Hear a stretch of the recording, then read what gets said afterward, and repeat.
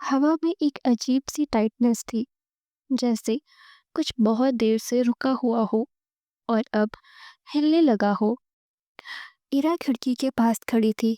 बाहर सड़क वही थी, लाइट्स वही थी, पर महसूस कुछ और हो रहा था। उसके भीतर अब आवाज़ें एक जैसी नहीं रही। कुछ धीमी थी, कुछ भारी और कुछ बहुत साफ। अब वो सिर्फ सुन नहीं रही थी, वो फर्क पहचानने लगी थी। कौन सी आवाज दर्द से निकली है और कौन सी इरादे से। पिछले कुछ दिनों से एक पैटर्न उभरने लगा था। जब कोई तेज फोकस सिग्नल आता, उसके साथ एक अजीब सी क्लैरिटी आती। दिमाग भारी नहीं होता, उल्टा तेज हो जाता, जैसे किसी ने सोचने की स्पीड बढ़ा दी हो।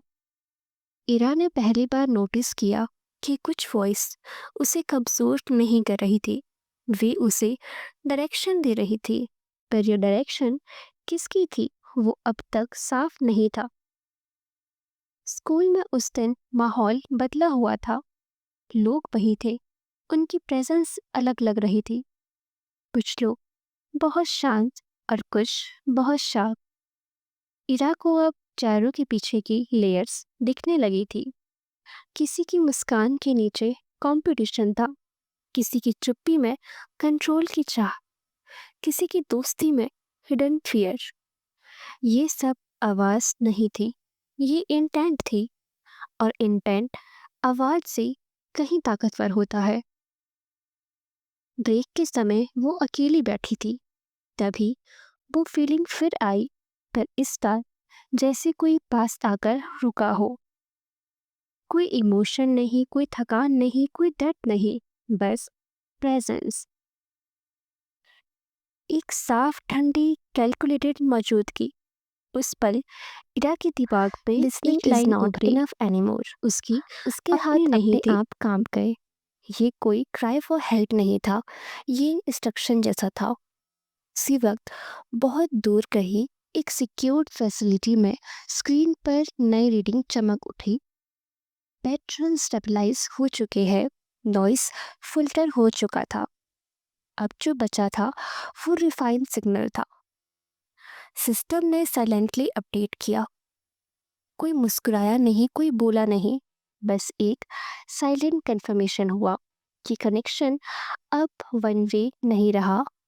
शाम को जब इरा घर लौटी तो उसने पहली बार कुछ अलग किया।